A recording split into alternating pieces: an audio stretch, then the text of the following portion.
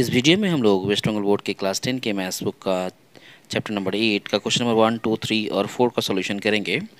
तो जैसे कि पहले क्वेश्चन में कहा गया है कि बगल के चित्र की घन वस्तु को देखें व निम्न प्रश्न का उत्तर लिखें। तो ये पहला क्वेश्चन है और पहले क्वेश्चन में यहाँ पे चित्र दिया गया है और चित्र में जो डायग्राम दिया गया है उसके अनुसार कहा गया है कि चित्र में जो ठोस वस्तु है उसमें एक बॉक्स दिया गया है, इसमें डैश तल है, यानी कितने तल है ये हमें लिखना होगा। और दूसरा क्वेश्चन दिया गया है चित्र की ठोस वस्तु में डैश वक्रतल व 2 डैश हो सकता है, तो हमें इसके बारे में लिखना है। इसके पहले वाले वीडियो में ही हम लोग डिस्कस कर चुके हैं कि एक बेलन में जो लंबवृत्ताकार बेलन हो उसमें कितने तल होते हैं। तो एक बार फिर से हम उसको दिखा देते हैं। यहाँ पे हमने एक राइट सर्कुलर सिलेंडर बनाया है, लंबवृत्ताकार बेलन बनाया है। इस बेलन में क्या है कि ये जो ऊपर का तल है ये बंद है, नीचे का तल भी बंद है और ये घुमावदार पोर्शन भी यहाँ पे है। तो अगर हम इसके तलों के बारे में बात करें तो एक तल हमें ऊपर वाला पार्ट दिख रहा है और ये कैसा होगा, ये एक समतल होगा यानी प्लेन सरफेस होगा। और ठीक नीचे वाला पार्ट भी क्या होगा, एक समतल होगा यानी प्लेन सरफेस होगा। तो अगर हम प्लेन सरफेस के बारे में बात करें तो एक प्लेन सरफेस ऊपर है और एक प्लेन सरफेस नीचे है। इसका मतलब इसमें कितने प्लेन सरफेस हो गए, 2 प्लेन सरफेस हो गए। प्लेन सरफेस का मतलब होता है समतल, यानी कितने समतल हो गए, 2 समतल हो गए। और ये जो घुमावदार पार्ट है ना ये भी मौजूद है। इसका मतलब इसमें वक्रतल भी मौजूद है। तो कितने वक्रतल हैं, एक वक्रतल है। इंग्लिश में से कर्व सरफेस बोलते हैं। तो कर्व सरफेस कितने होंगे, एक कर्व सरफेस होंगे, है ना। कर्व सरफेस और वक्रतल एक ही चीज़ है। तो कितने वक्रतल हैं, एक वक्रतल है। और कितने समतल हैं, तो 2 समतल है। इंग्लिश में कहें तो कर्व सरफेस कितने हैं, एक, और प्लेन सरफेस कितने हैं, 2। तो हमने यहाँ पे लिखा भी है समतलों की संख्या यानी नंबर ऑफ प्लेन सरफेस कितने हैं, 2। वक्रतल की संख्या नंबर ऑफ कर्व सरफेस कितने हैं, 1। टोटल नंबर ऑफ सरफेस यानी सभी तलों की संख्या 3। तो बस इसी के आधार पे हम पहले क्वेश्चन का आंसर जो है वो लिख लेंगे। तो जैसा कि क्वेश्चन में कहा गया है कि चित्र में ठोस वस्तु में डैश तल है, तो टोटल कितने तल होंगे हम अभी थोड़ी देर पहले बोले हैं। तो टोटल ये ऊपर का एक तल और ये एक तल 2 हो गया और ये घुमावदार पोर्शन, तो टोटल कितने तल हो गए, तो इसमें टोटल 3 तल होंगे।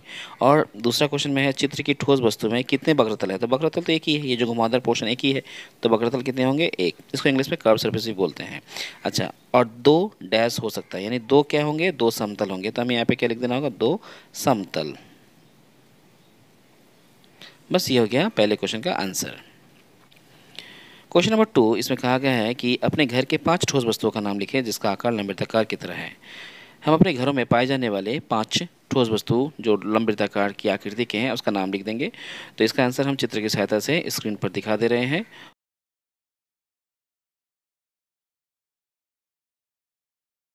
क्वेश्चन नंबर 3, स्टील की पतली चादर द्वारा बने ढक्कन सहित एक ड्रम का व्यास 28 सेंटीमीटर है। ड्रम तैयार करने में यदि 2816 वर्ग सेंटीमीटर चादर लगी हो तो ड्रम की ऊंचाई ज्ञात करें। प्रश्न के अनुसार हम डायग्राम बना लिए हैं और इस क्वेश्चन का सॉल्यूशन भी पूरा कंप्लीट कर लिए हैं। इससे हम एक्सप्लेन कर देते हैं। तो क्वेश्चन में जैसे कि कहा गया है कि एक ड्रम है, तो हमने यहाँ पे एक ड्रम बनाया है। इस ड्रम का खासियत क्या है कि इस ड्रम में जो ढक्कन है ये बंद है, यानी इसमें ढक्कन लगा हुआ है, नीचे का तल भी है और ये घुमावदार पोर्शन भी है। और क्वेश्चन में ये भी कहा गया है कि जो ड्रम का व्यास है वो है 28 सेंटीमीटर का और इसके संपूर्ण तल का क्षेत्रफल है 2816 वर्ग सेंटीमीटर। तो जैसे कि कहा गया है कि इसका जो व्यास है वो 28 सेंटीमीटर है, तो अर्धव्यास कितना होगा, 28 का आधा होगा यानी 14 सेंटीमीटर होगा। तो हमने यहाँ पे लिखा दिए गए बेलनाकार ड्रम का अर्धव्यास, और हम अर्धव्यास को r से डिनोट करते हैं, इसलिए ब्रैकेट में r लिखा है इक्वल्स टू 14 सेंटीमीटर। और ये 14 क्यों हुआ, क्योंकि जो डायमीटर था, व्यास था, वो 28 सेंटीमीटर है, इसलिए हम उसको हाफ कर देंगे तो हो जाएगा 14 सेंटीमीटर। इसके बाद देखते हैं कि ड्रम के संपूर्ण तल का क्षेत्रफल, यानी संपूर्ण तल का जो क्षेत्रफल है वो क्वेश्चन में कहा गया है 2816, तो हम 2816 सेंटीमीटर स्क्वायर लिखेंगे। ये संपूर्ण तल का फॉर्मूला क्यों इस्तेमाल हुआ, क्योंकि जो स्टील का पत्थर या चद्दर लगा हुआ है ये ड्रम के संपूर्ण तल में लगा हुआ है, नीचे भी लगा हुआ है, ये ऊपर भी लगा हुआ है क्योंकि ढक्कन बंद है तो ऊपर का पोर्शन में भी लगा हुआ है और इसके वक्रतल में भी लगा हुआ है, यानी हमें संपूर्ण तल का फॉर्मूला ही इस्तेमाल करना पड़ेगा। इसीलिए हमने यहाँ पे संपूर्ण तल का फॉर्मूला इस्तेमाल किया।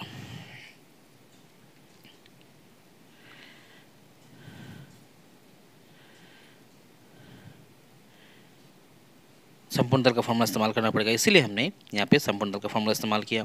तो संपूर्ण तल का फॉर्मूला क्या कहता है, 2 पाई r ब्रैकेट में h plus r equals to ये जो 2816 ऊपर लिखा हुआ है उसे हमें नीचे लिख देना है। अब हम क्या करेंगे, 2 के प्लेस पे 2 लिखेंगे, पाई के प्लेस पे 22/7 बिठाना है, r के प्लेस में अर्धव्यास है, अर्धव्यास कितना है 14 सेंटीमीटर, तो हम 14 बिठा देंगे।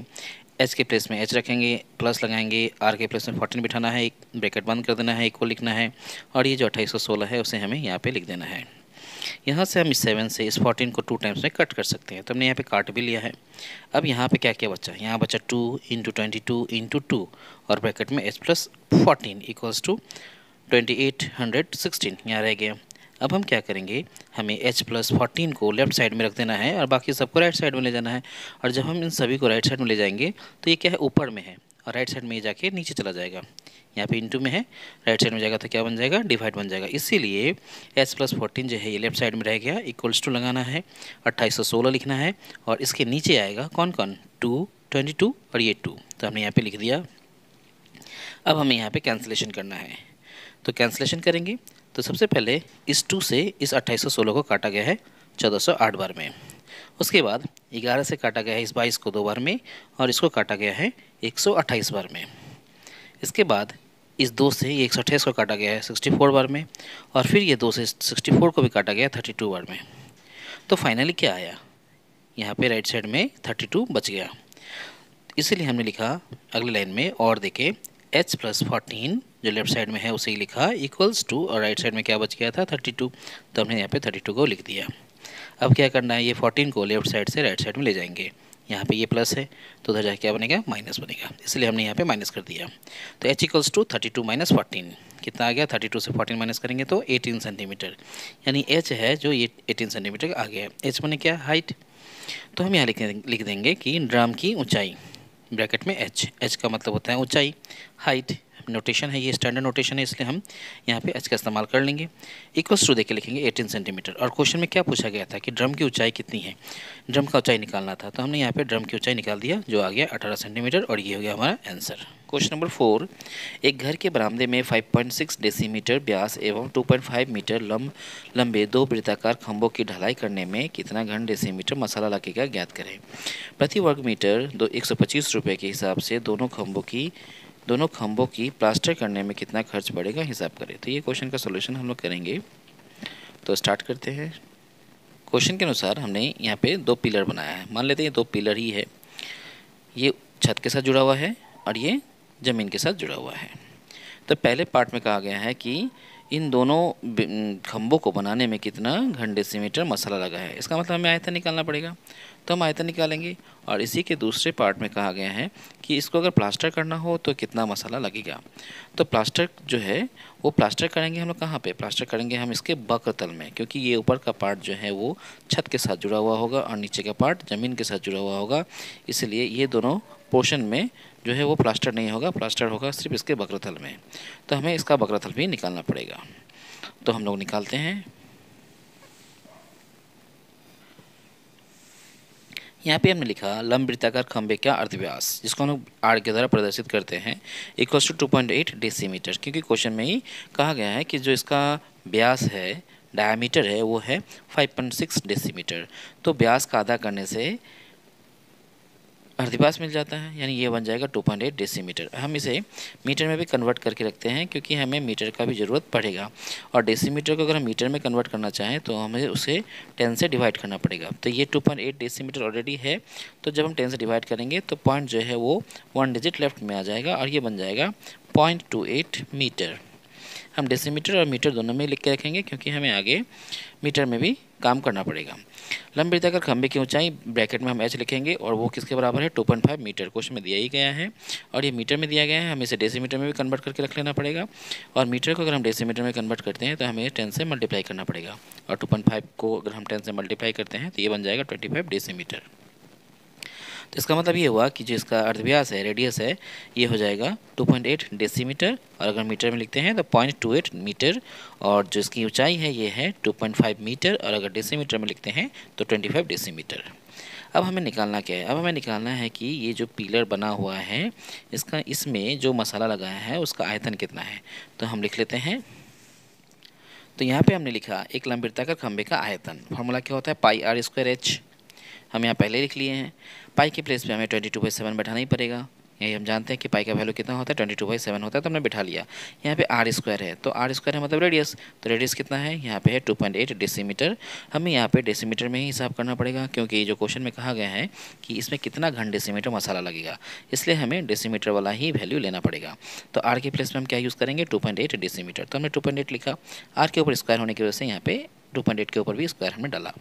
h माने ऊंचाई, ऊंचाई कितना दिया गया है यहाँ पे 25 डेसीमीटर है, हमें डेसीमीटर का ही वैल्यू लेना है, इसलिए हम डेसीमीटर का ही बात कर रहे हैं। 25 डेसीमीटर, तो हम h के प्लेस पे क्या बिठाएंगे 25 बिठाएंगे। अब क्या करेंगे, इसको थोड़ा सिंप्लीफाई करके हमने यहाँ पे लिखा है 22/7 के प्लेस पे 22/7 ही लिखा है, इंटू के प्लेस में इंटू डाला। 2.8 का स्क्वायर, इसका मतलब क्या होता है कि 2.8 कितनी बार, 2 बार, तो 2 बार हमने लिखा। और इसके पॉइंट को रिमूव करने के लिए नीचे 10 लगा दिया, इसका ही पॉइंट को रिमूव करने के लिए 10 लगा दिया। इंटू देखिए 25 है, तो हमने यहाँ पे 25 को भी लिखा। अब हमें क्या करना है, अब हमें इसे कैंसिलेशन करना है और सिंप्लीफाइड वैल्यू लाना है। तो हम इसे कट कर लेते हैं। 7 के टेबल में 28 जो है वो 4 टाइम से कट हो जाएगा। 5 के टेबल में 5 5 जा 25, 5 से ये 2 टाइम से कट हो जाएगा। ये 2 से 4 जो है वो 2 टाइम से कट हो जाएगा। 5 से ये 2 टाइम से कट हो जाएगा, फिर ये 2 से ये 2 भी कट हो जाएगा। फाइनली अब हमें क्या करना है, मल्टीप्लाई करना है। तो मल्टीप्लाई कैसे करना है, 22 के साथ 22 के साथ 28 का मल्टीप्लाई करना है, क्योंकि यहाँ से पॉइंट जो है वो रिमूव हो चुका है। तो मल्टीप्लाई कर लेते हैं। 22 और 28 को मल्टीप्लाई करेंगे तो मल्टीप्लाई करने के बाद आ जाएगा 616। और ये डेसीमीटर में हमने हिसाब किया है, इसलिए इसका जो यूनिट होगा वो होगा डेसीमीटर क्यूब। ये एक खंबे में कितना मसाला लगा है उसका आयतन आया। और हम जानते हैं कि यहाँ पे कितने खंबे हैं, 2 खंबे हैं, तो 2 खंबों को निकालने के लिए हमें इसके आयतन को 2 से मल्टीप्लाई करना पड़ेगा। तो हम इसे लिख लेते हैं। अब हम यहाँ पे लिखेंगे 2 लंबवृत्ताकार खंबे का कुल आयतन। तो एक खंबे का आयतन है 616, तो 2 का कितना होगा, हमें इसे 2 से मल्टीप्लाई करना पड़ेगा। और 200 से जब हम 2 से इसका मल्टीप्लाई करेंगे तो ये आ जाएगा 6 दूना 12, 1 3 6 दूना 12, 1232 सेंटीमीटर डेसीमीटर क्यूब। यानी 2 खंबे का जो कुल आयतन होगा वो होगा 1232 डेसीमीटर क्यूब। ये पहले पार्ट का जो है आंसर ये आ गया। अब हमें निकालना है कि ये जो खंबा है, इस खंबा को प्लास्टर करने पर 125 रुपये प्रति वर्ग मीटर के हिसाब से कितना रुपया खर्च पड़ेगा। तो हमें इसके वक्रतल का क्षेत्रफल निकालना पड़ेगा। तो हम पहले वक्रतल का क्षेत्रफल निकाल लेंगे। तो हम लिखेंगे पहले लंबवृत्ताकार बेलन के वक्रतल का क्षेत्रफल।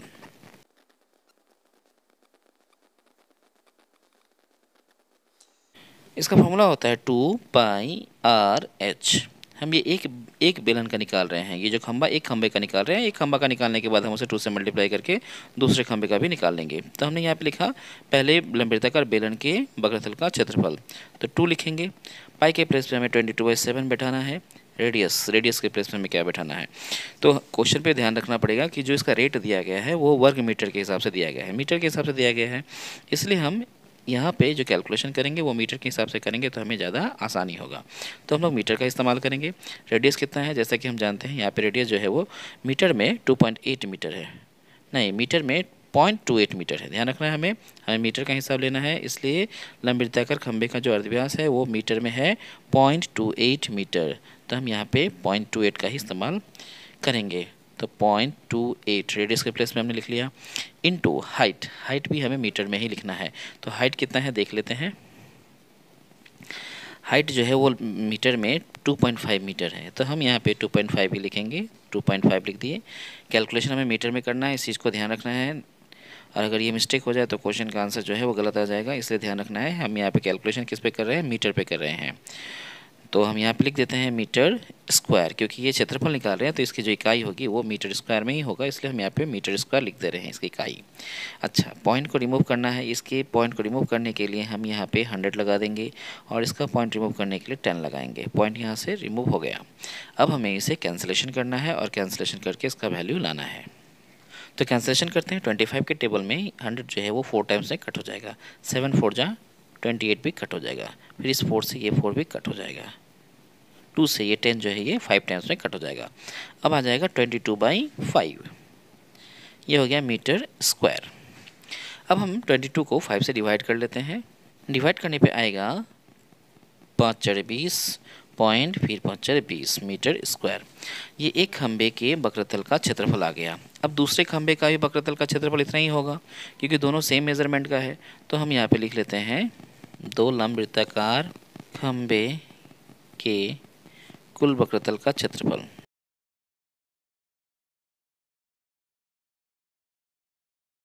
तो ये जो 4.4 आया है इसे हम 2 से मल्टीप्लाई कर देंगे और मल्टीप्लाई करके आ जाएगा 8.8 मीटर स्क्वायर। मीटर में आ गया। और हम जानते हैं कि जो इसका रेट है वो है 125 रुपया प्रति वर्ग मीटर के हिसाब से। तो हम इसका खर्च निकालेंगे।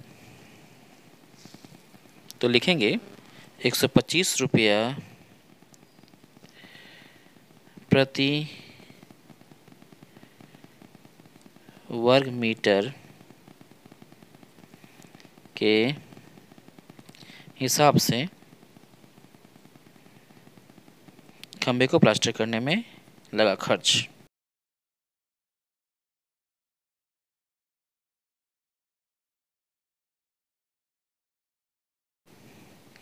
तो लिखेंगे ये जो 8.8 आया, इस 8.8 को हमें मल्टीप्लाई कर देना है कितना से, इसका रेट है 125 रुपया करके। तो 125 से हम इसका मल्टीप्लाई करेंगे। तो मल्टीप्लाई करने के बाद आएगा 112030 और यहाँ पे पॉइंट आएगा, यानी आ जाएगा 1100 रुपया। ये हो गया एक खंबे का प्लास्टर करने में खर्च। और जहाँ तक क्वेश्चन में कहा गया है उसमें कहा गया है 2 खंबे हैं, तो खर्च भी क्या होगा, डबल हो जाएगा। तो हम लिखेंगे दोनों खंभों को प्लास्टर करने में लगा कुल खर्च।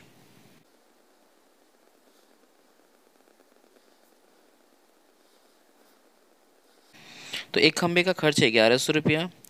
तो 1100 को हमें किससे मल्टीप्लाई करना पड़ेगा, 2 से मल्टीप्लाई करना पड़ेगा। तो आ जाएगा 2200 रुपया। यानी दोनों खंभों को प्लास्टर करने में कुल कितना रुपया लगेगा, तो 2200 रुपया लगेगा। ये हो गया हमारा आंसर।